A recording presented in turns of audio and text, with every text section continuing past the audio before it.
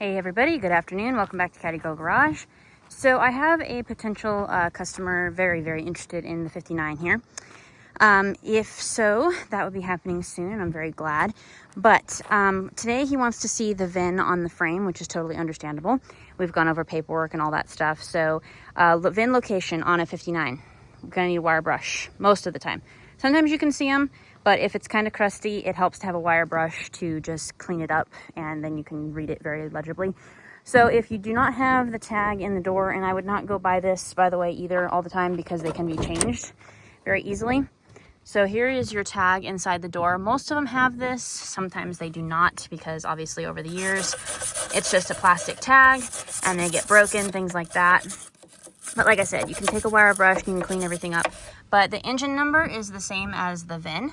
So also information for you guys.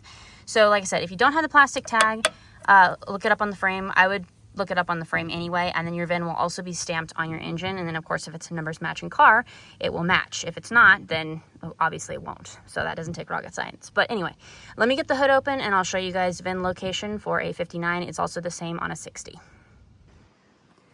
All right, so in your engine compartment, it's going to be on obviously the driver's side. You're gonna look right down here. And this one, of course, is pretty crusty, but this area right here is where it's going to be. So let me just do a little bit of wire brushing and cleaning, and I'll get right back with you guys in a second.